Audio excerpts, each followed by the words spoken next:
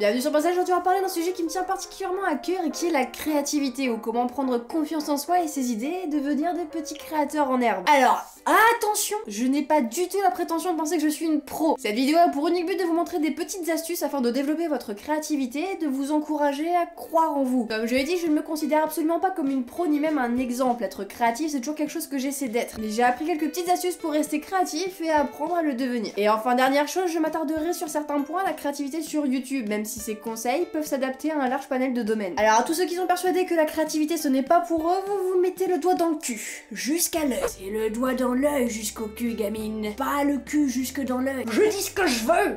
Alors avant de vous donner plein de petits conseils et des astuces, on va définir vite fait bien fait ce qu'est la créativité, car pour beaucoup être créatif, et notamment sur YouTube, c'est faire quelque chose qui n'a encore jamais été fait ou vu. Et c'est une grossière erreur. Faire quelque chose qui n'a pas encore été fait, c'est inventer, donc oui, c'est être créatif, mais pour autant, on peut très bien être créatif sans avoir à inventer quelque chose.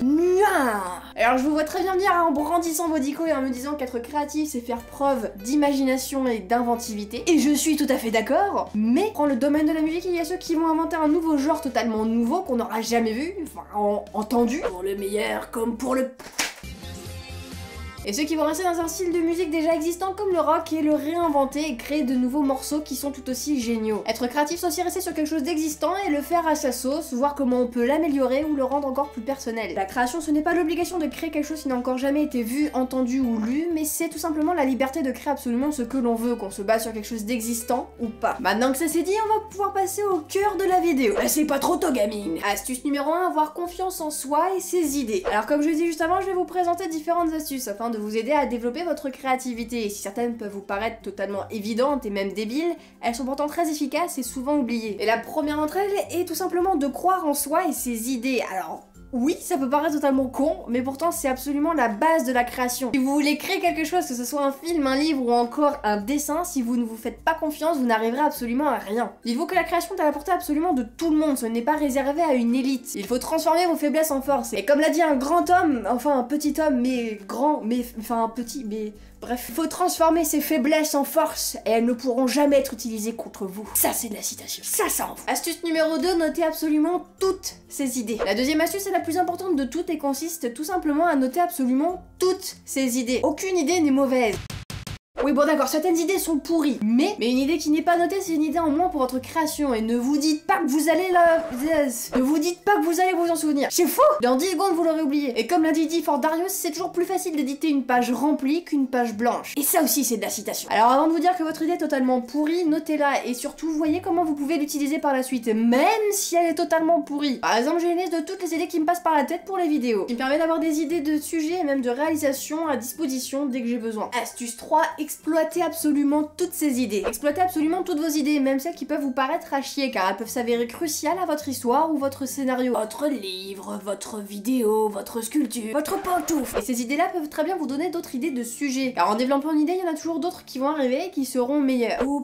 Ou pire. Astuce 4, brainstorm everyday. Un autre moyen de trouver des idées, c'est le brainstorming, cette méthode où on prend un tableau blanc et on écrit absolument toutes les idées qui nous passent par la tête. Et cette technique est relativement très efficace, après ça dépend des personnes, l'essentiel c'est de trouver une technique qui nous correspond. Et si comme moi vous n'avez pas de tableau, les post-it sont la meilleure alternative. Alors par contre, évitez de dévier dans le post-it art dès que vous n'avez plus d'idées, ça vous arrivera. La méthode du post-it consiste très simplement à écrire une idée sur un post-it et de le coller sur un mur ou une feuille. Et c'est comme ça par exemple que j'ai fait le squelette de cette vidéo. Cette méthode permet de marquer ce dont on veut parler ainsi que de faire un développement hiérarchique de ses idées. Par exemple, si j'organise mon squelette de vidéo, je vais avoir ma catégorie des idées principales ainsi que les choses dont je veux parler dans chaque catégorie. Il ne faut par contre pas tomber dans l'excès et vouloir absolument trouver une idée ou trouver la bonne idée, car vous aurez l'impression que vous n'êtes pas créatif ou que vos idées sont nulles. Attendre trop de soi est contre-productif. Astuce 5, la page blanche, ou comment trouver des idées quand on n'en a pas et qu'on est bloqué. Le syndrome de la page blanche peut arriver à tout le monde et très souvent il arrive quand on veut absolument trouver une idée ou un concept, ou qu'on se fout la pression pour rien. Et ça arrive très souvent. Et dans ces cas-là, la meilleure des solutions c'est de faire autre chose, car les idées arrivent quand on travaille. Ainsi, vous pouvez par exemple vous entraîner à écrire de petites histoires ou réaliser de courtes vidéos. Et c'est en faisant ce genre d'exercice que les idées viendront d'elles-mêmes. Si vous cherchez l'inspiration pour écrire un livre, essayez par exemple d'écrire une histoire dans un univers totalement différent du vôtre. Par exemple, de vous amuser à créer des univers. Ça vous permettra de développer votre imagination et votre créativité à fond. Si vous voulez écrire un scénario, essayez d'écrire sur ce que vous connaissez. Essayez de rendre l'ordinaire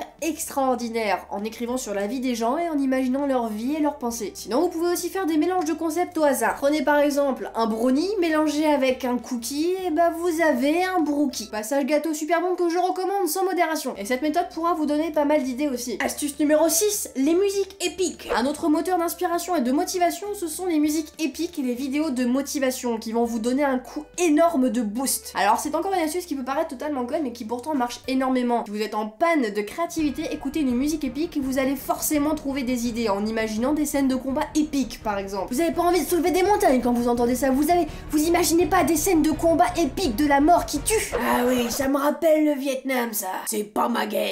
Astuce 7, s'inspirer de ce qui existe déjà. Comme je l'ai dit dans l'intro, être créatif ne veut pas forcément dire inventer un concept qui n'existait pas. S'inspirer de différents créateurs et utiliser ce qu'ils ont déjà fait est tout autant un moteur d'inspiration et de création. Les créateurs déjà existants vont vous apporter des idées de cadrage, de scénario, de dialogue ou même encore de mise en scène et vont vous permettre de créer votre œuvre, de même que les concepts déjà existants que vous pouvez améliorer et faire à votre sauce. Dans tous les cas, l'idée de vous permettre de créer votre version et votre vision du concept. Faites également beaucoup de veille dans votre domaine de création. Sur YouTube par exemple, regardez énormément de vidéos d'autres vidéastes. Demandez-vous sous quel angle ce sujet est-il traité et ce qu'il apporte, quelle est l'utilité de telle ou telle intervention, quelle est encore la structure de cette vidéo. Si vous voulez écrire un livre, lisez énormément de livres dans votre genre littéraire et analysez leur code, de même pour les films. Cette technique, en plus de vous donner des idées de création, vous donnera également des idées de réalisation. Astuce numéro 8, faites-vous une liste de questions. Faites-vous une liste de questions, une sorte de cahier des charges avant la création de votre œuvre, comme celle-ci.